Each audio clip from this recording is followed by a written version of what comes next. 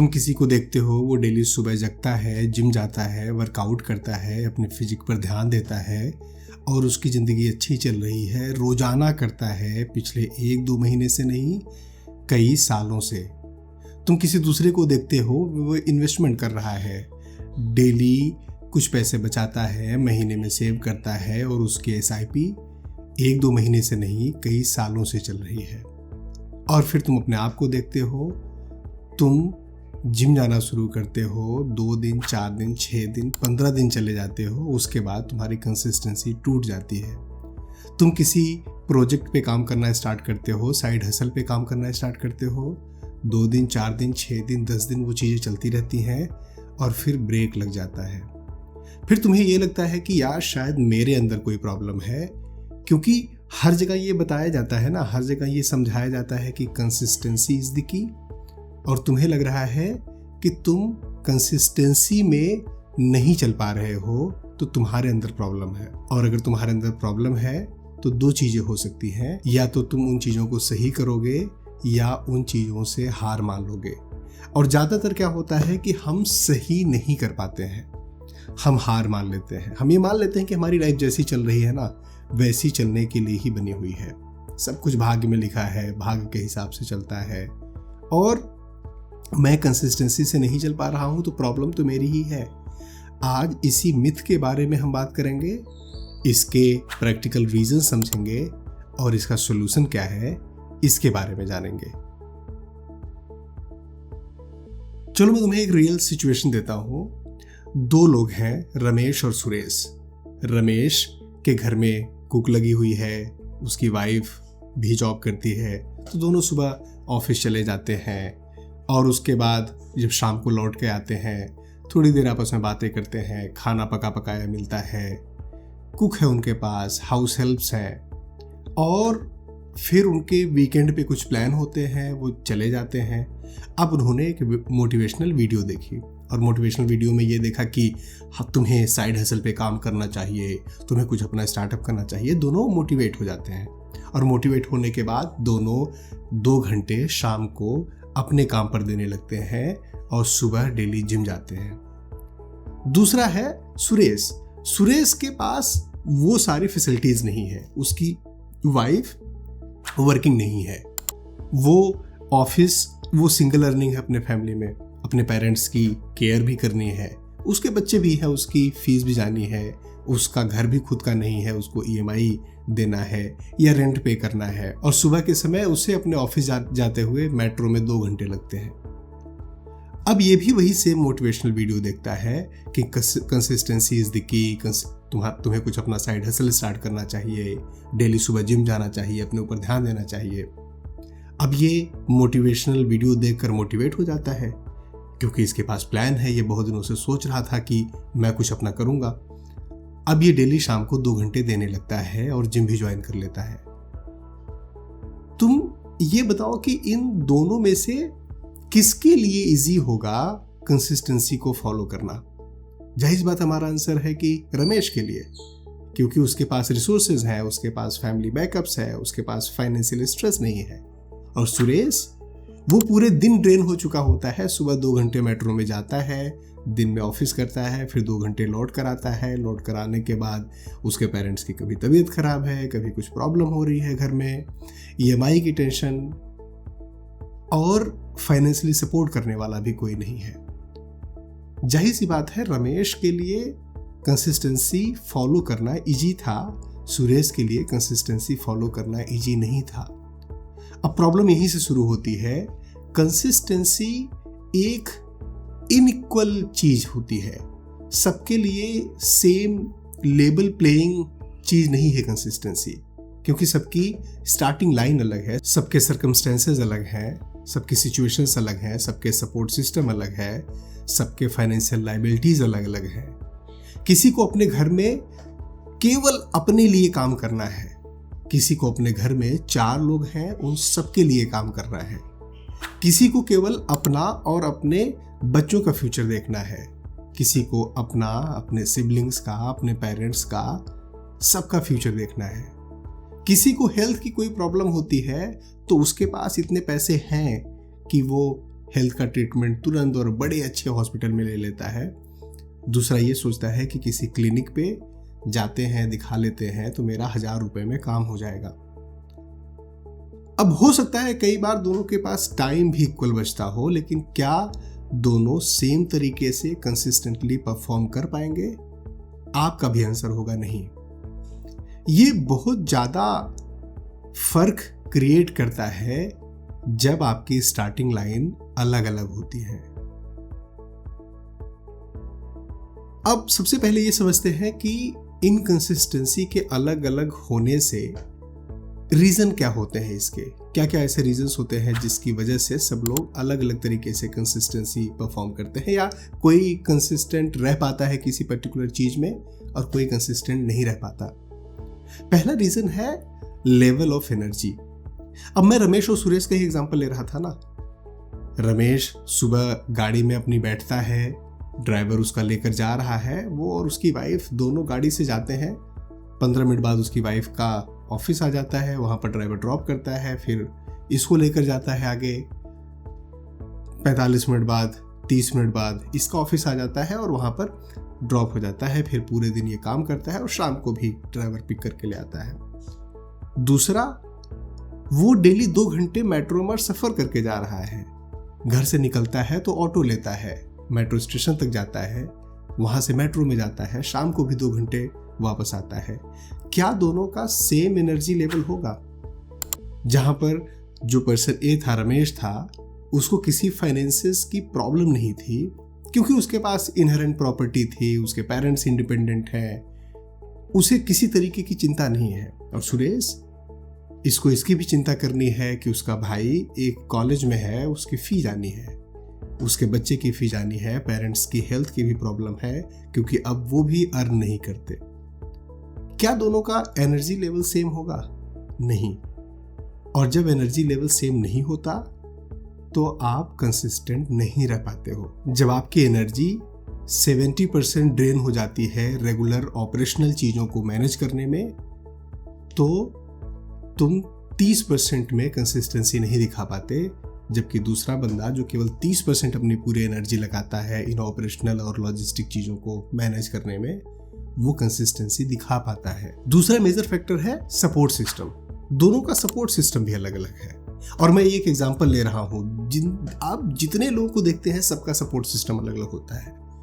किसी को अपने घर के सारे काम खुद करने पड़ते हैं, उसके बाद ऑफिस, नौकरी, जॉब करना पड़ता है, फिर कहीं जाके उसका नंबर आता है कि वो अपने साइड हसल पे काम करे, अपने ड्रीम पर काम करे। और दूसरा, उसको किसी तरीके की चिंता नहीं है।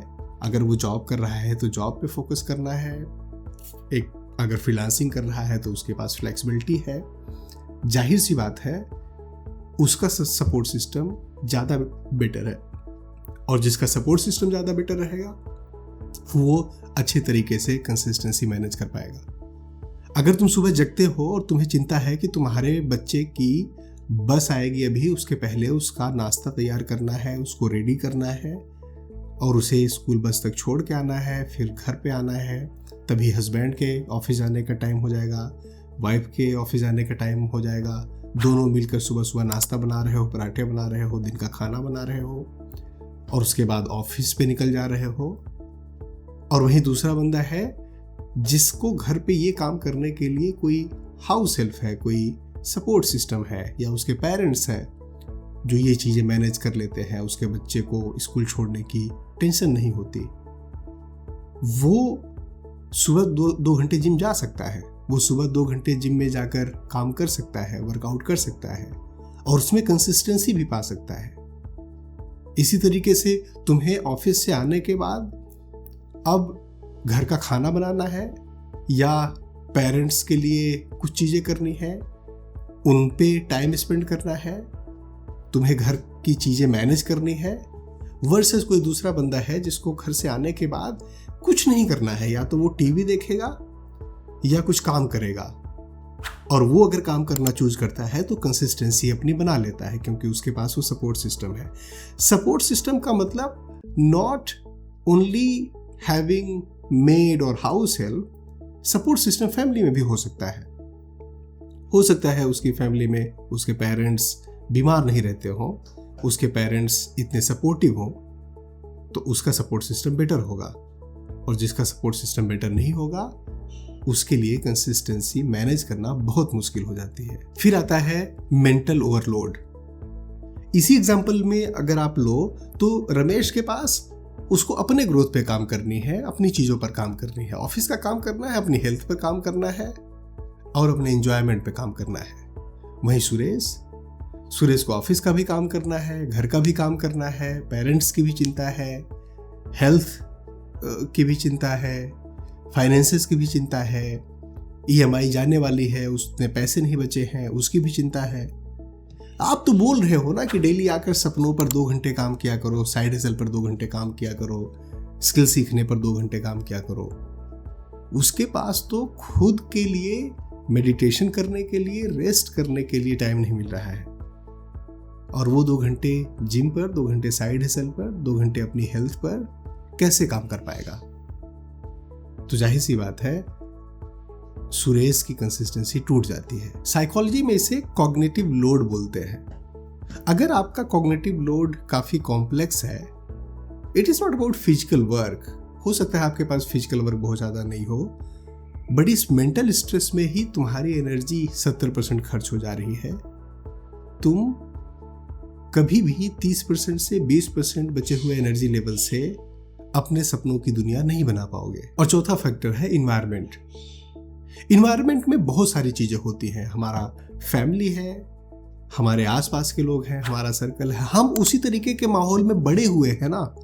हम अचानक से अपने परिवार को कैसे बदल दें? और परिवार को बदलना, परिवार को चेंज करना, उनके थॉट प्रोसेस को चेंज करना, आपको पता है कितना डिफिकल्ट होता है। आप अपने सर्कल नहीं बदल सकते, आप अपने हस्बैंड या वाइफ का नेचर और कैरेक्टर नहीं बदल सकते। आप पूरा का पूरा एनवायरनमेंट कैसे बदलोगे? आप उसी एनवायरनमेंट में रह रहे हो जहां पर शाम को डेली सब लोग सोसाइटी के बाहर, अपने मोहल्ले के बाहर खड़े हो जाते हैं और इधर उधर की बातें करते हैं, लोगों के बारे में इधर उधर की बातें, may be not all negative, but काफी कुछ जिसका कोई प्रोडक्टिविटी नहीं है। आप उस माहौल में रहते हो, उस इन्वायरमेंट में रहते हो, और आपके पास इतने पैसे भी नहीं है कि आप उस इन्वायरमेंट को या माहौल को बदल पाओ। क्या आप कंसिस्टेंट रह पाओगे? आपका आंसर होगा नहीं। ये चौथा रीजन होता है, हमारी कंसिस्टेंसी टूट जाती है। और पांचवा रीजन जो सबसे अंडररेटेड है, सबसे कम इफेक्ट दिखता है इसका, लेकिन ये आपको अंदर ही अंदर किल कर रही होती है, सेल्फ कंपैरिजन का डैमेज। हम हमेशा से देख रहे होते हैं ना कि वो मेरा दोस्त मुझसे आगे निकल गया, वो मेरा कलीग मुझसे बेटर हो गया, उसकी इंग्लिश अच्छी है, मेरी इंग्लिश अच्छी नहीं है। हो सकता है कि आप और बेहतर कम्युनिकेट कर पाते हो, लेकिन सोसाइटी में तो सब लोग कम्युनिकेशन का मतलब इंग्लिश लैंग्वेज समझते हैं। और फिर वहां पर आप खुद पर डाउट करते हो। आप खुद पर डाउट कर रहे हो, एक बार दो बार नहीं, लगातार कई महीने, कई सालों से आप अपने आप पर डाउट कर रहे हो। और ये तुम्हारे अंदर के कॉन्फिडेंस को, तुम्हारे अंदर की प्रोडक्टिविटी को, तुम्हारे अंदर की जो सोचने समझने की क्षमता है, क्रिएटिविटी है, उन सारी चीज़ों को डैमेज कर रही है over the period of time. और धीरे धीरे मैं डंप हूँ, मैं वीक हूँ, मैं चीज़ें बेहतर तरीके से नहीं कर सकता, मैं कंसिस्टेंसी कभी फॉलो ही नहीं करता, तुम ये एक्सेप्ट कर लेते हो। और यहाँ से तुम्हारी गिरावट, तुम्हारी स्टेगनेंसी हमेशा के लिए परमानेंट हो जाती है। अब हमने रीजन भी समझ लिया कि क्या टिपिकली रीजंस होते हैं डिसिप्लिन के ब्रेक होने के। सबसे पहले तो इसका जो सोल्यूशन है, सबसे पहला सोल्यूशन है एक्सेप्टेबिलिटी। देखो, एक्सेप्टेबिलिटी शेम नहीं है, एक्सेप्टेबिलिटी विक्टिम माइंडसेट भी नहीं है कि हाँ, बट एक्सेप्टेबिलिटी है कि मैं उतना कंसिस्टेंस नहीं हूँ क्योंकि मेरी इन्वायरमेंट अलग है, मेरी चीज़ें अलग हैं, मेरा स्टार्टिंग लाइन अलग है, मेरी सिचुएशन अलग है, मेरी रिस्पॉन्सिबिलिटीज़ अलग है और मैं उतना कंसिस्टेंट नहीं हूँ। ये एक्सेप्ट करना, जब आप एक्सेप्ट कर लेते हो तो दो चीज़ें होती हैं। पहली चीज़, आपके अंदर जो नेगेटिविटी आ रही थी अपने आप को लेकर, वो नेगेटिविटी आपकी कम होने लगती है। दूसरा बेनिफिट होता है कि जब आप एक्सेप्ट कर लेते हो तब उस पर काम करना शुरू करते हो। जब आप एक्सेप्ट कर लेते हो तब आप उसको इम्प्रूव करना शुरू करते हो। जब आप उसे एक्सेप्ट कर लेते हो तब आप स्टेप बाय स्टेप प्रोसेस बनाना शुरू कर देते हो। स्टेप 2 है रीडिफाइन कंसिस्टेंसी। पहले तो कंसिस्टेंसी की डेफिनेशन सबके लिए अलग होती है। किसी के लिए कंसिस्टेंसी की डेफिनेशन होगी डेली सुबह 2 घंटे जिम जाना, डेली शाम को 2 घंटे अपने स्किल्स पर या अपने साइड हसल पर काम करना। तुम्हारे लिए वो कंसिस्टेंसी नहीं है। तुम्हारी कंसिस्टेंसी है you will show up every day, you will be consistent at your own level. तुम्हें 2 घंटे का टाइम नहीं मिलता है तो तुम कम समय वॉक करोगे। तुम्हें शाम को 2.5 घंटे अपने साइड हसल पर काम करने का टाइम नहीं मिलता है तो तुम 15 मिनट स्किल सीखने पर बिताओगे। तो हम जो जितने भी एस्पेक्ट है हमारी लाइफ में, जितनी भी चीजें हैं, जितनी भी हैबिट्स हैं, जो भी हमें करना है, उसको 3 कैटेगरी में डिवाइड कर दो। Category A, category B, category C. जैसे जिम जाना है तो मैं डेली 2 घंटे वर्कआउट करूंगा, कैटेगरी ए। दूसरा है कैटेगरी बी, मैं आधे घंटे अपनी सोसाइटी में ही वॉक करूंगा। और कैटेगरी सी, मैं 10 मिनट की स्ट्रेचिंग करूंगा। अब कंसिस्टेंसी क्या है पता है? कंसिस्टेंसी ये है कि किसी दिन तुम कैटेगरी ए फॉलो कर रहे हो, किसी दिन तुम कैटेगरी बी फॉलो कर रहे हो, किसी दिन तुम कैटेगरी सी फॉलो कर रहे हो, बट जीरो नहीं हो रहा है। अगर तुम्हारे पास समय मिल रहा है वीकेंड्स पे तो तुम 2 घंटे जिम में जाकर पसीना बहाते हो। बाकी दिनों में समय नहीं मिलता तो तुम सोसाइटी में ही आधे घंटे की वॉक करते हो, रन करते हो।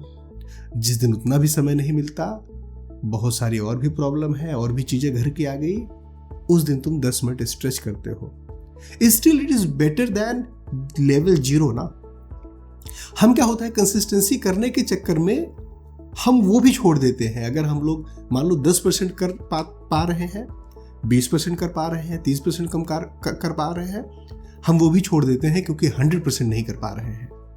100% करना हर बार पॉसिबल नहीं होगा। 100% करना हर बार संभव किसी के लिए भी नहीं होता। और अगर तुम्हारे लिए 100% करना पॉसिबल नहीं है तो 50% करो। 50% भी पॉसिबल नहीं है तो 30% करो। 30% भी पॉसिबल नहीं है तो 10% करो, लेकिन करो।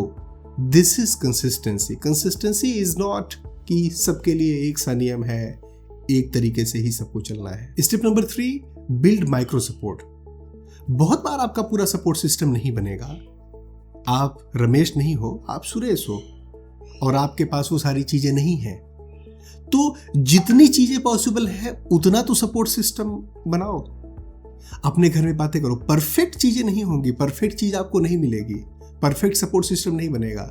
यार मुझे तो घर का इतना काम रहता है। इतना काम रहता है? कितना काम रहता है? इतना काम तो सबके पास होता है। तुम्हारा इतना, किसी दूसरे का इतना अलग अलग होगा। तो अगर तुम अपने घर में बात करोगे, अगर तुम अपने घर में लोगों से कम्युनिकेट करोगे, हमेशा चिड़चिड़ाते हुए नहीं रहोगे, हमेशा इरिटेट नहीं रहोगे, आपके घर के लोग, आपके फैमिली के लोग आपको सुनेंगे। मुझे अगर मान लो तुम डेली 2 घंटे काम करके एक्स्ट्रा पैसे अर्न कर सकते हो तो हाउस हेल्प लगाओ, कम से कम खाना, क्लीनिंग और घर की ये जो डोमेस्टिक चीजें हैं उसके लिए। अब तुम्हें लग रहा होगा कि यार मैं जितना 2 घंटे काम करके कमाऊंगा उतने पैसे तो मैं इस हाउस हेल्प को दे रहा हूं, मेड को दे रहा हूं, कुक को दे रहा हूं। Understand, this is okay. जब तुम ये आउटसोर्स करना, जहां पर तुम समय बचा सकते हो, तुम स्टार्ट करोगे तो तुम आज 2 घंटे में इतना पैसा कमाते हो कि केवल तुम्हारे हाउस हेल्प के खर्चे हो रहे हैं, तुम उसको स्केल अप कर पाओगे, तुम उसको बड़ा कर पाओगे, तुम उससे ज़्यादा पैसे भी आगे बना लोगे क्योंकि तुम उसे अर्न कर रहे हो, तुम मोनेटाइज कर रहे हो। तुम्हें जिम जाना है, जिम डेली नहीं जा पा रहे हो, कोई बात नहीं है। कोई अकाउंटेबिलिटी पार्टनर ढूंढो अपनी सोसाइटी में ही, अपने घर के आसपास। जब मैं तुझे थोड़ा सा धक्का दूंगा, तू मुझे थोड़ा सा धक्का देगा, तो हम किसी तरीके से चले जाएंगे। 2 घंटे नहीं, आधे घंटे जिम करके चले आएंगे। मैं कुछ सीखना चाहता हूं, मेरे पास टाइम नहीं है, फिजिकल क्लासेस में नहीं जा सकता, ऑनलाइन क्लासेस लो। ऑनलाइन क्लासेस भी हर बार पॉसिबल नहीं हो पाती हैं क्योंकि वो एक स्पेसिफिक टाइम पे। ठीक है, वो वाला कोर्स मत लो ना, ऐसा कोर्स लो जब समय मिले तब पढ़ सको। रिकॉर्डेड वीडियो वाला क्लास लेना is still better than not learning anything. You have to understand this, some number is always better than zero, always better than nothing. Step 4 है reduce your mental stress, reduce your mental load। तुम्हारे दिमाग में इतनी सारी जो चीजें चल रही है ना, जो पूरे दुनिया की, पूरे जिंदगी की, पूरे परिवार की जिम्मेदारी अपने कंधों पर लेकर चल रहे हो, believe me or not, जिस दिन तुम नहीं रहोगे उस दिन भी सब कुछ चलता रहेगा। ये दुनिया किसी के लिए नहीं रुकती और कोई इस दुनिया के लिए नहीं रुकता। No one in the world is non-replaceable, whether it is in your family, in your business, in your organization। तो ये चीज पहले तो एक्सेप्ट कर लो कि ये पूरी दुनिया, ये पूरी कायनात तुम्हारे भरोसे ही नहीं चल रही है। इवन ये फैमिली, ये परिवार भी तुम्हारे भरोसे ही नहीं चल रहा है। कुछ चीजों को आउटसोर्स करो, कुछ चीजों के बारे में बात करो अपने घर में कि यार ऐसी ऐसी प्रॉब्लम चल रही है, ये चीजें हैं, मैं मैनेज नहीं कर पा रहा हूं। और तुम अपने घर में, अपने परिवार में, अपने फ्रेंड सर्कल में जिसको सबसे बेवकूफ इंसान समझते हो, उससे ही तुम्हें इतनी बेहतरीन एडवाइस मिल सकती है कि तुम इसको सॉल्व कर पाओगे। और जब हम शेयर करते हैं तो हम थोड़े रिलैक्स्ड होते हैं क्योंकि सब कुछ ओपन है ना। ज्यादातर हम स्ट्रेस में तब रहते हैं जब सब कुछ क्लोज होता है, हमारे दिमाग में चल रहा होता है, हम मैनेज कर रहे होते हैं, हम उस वेट से, हम उस भार से दब रहे होते हैं। And when you start sharing everything with your family, friends और व्हाट्सएवर, तो तुम्हें रियलाइज होता है कि यार चीजें मैनेज की जा सकती हैं, चीजें बेटर की जा सकती हैं। कुछ चीजें तुम्हें आउटसोर्स करनी पड़ेंगी, कुछ चीजें तुम्हें एलिमिनेट करनी पड़ेंगी। बहुत सारी ऐसी चीजें होंगी जिसके बारे में तुम कुछ नहीं कर सकते। पेरेंट्स की तबीयत नहीं सही रहती है, तुम डॉक्टर पे दिखा भी रहे हो, लेकिन उसके बारे में टेंशन लेकर, बिलीव मी, तुम बिल्कुल भी अच्छा नहीं कर रहे हो, ना अपने साथ ना अपने पेरेंट्स के साथ। तुम्हें फाइनेंस की प्रॉब्लम है, तुम्हें पैसों की प्रॉब्लम है, और साथ ही साथ 2-4 ऐसे लोग हैं, तुम्हारे रिलेटिव्स, तुम्हारे दोस्त, जिन्होंने बिल्कुल टॉक्सिक इन्वायरमेंट बना रखा है, जो ना खुद चैन से जीते हैं ना तुम्हें चैन से जीने देते हैं। Eliminate them from your life. जितना दूरी बना सकते हो बना लो। जब तुम खड्डे में गिर रहे होगे, ये तुम्हारे किसी काम नहीं आएंगे। बहुत सारी ऐसी चीजें होंगी जो तुम मेंटल स्ट्रेस को, मेंटल लोड को कम करने के लिए कर सकते हो। बहुत सिंपल सी चीजें हैं कि बातें करो, कुछ चीजों को इग्नोर करो और कुछ चीजों को एलिमिनेट करो।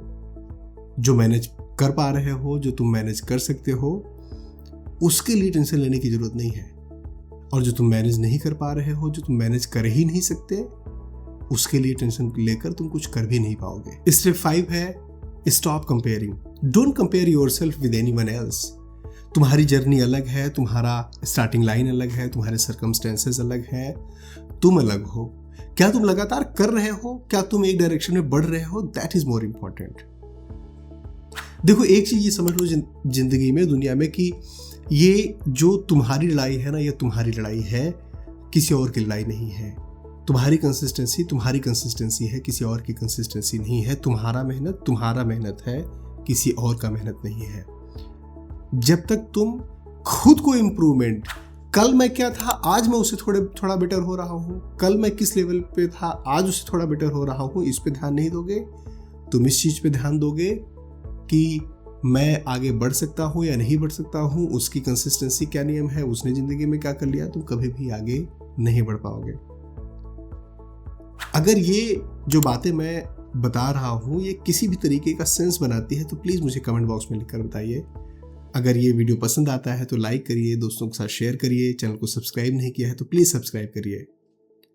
और हाँ, हमारे वीडियोस को देखते रहिए, अपना और अपनों का ख्याल रखिए। Thank you. जय हिंद।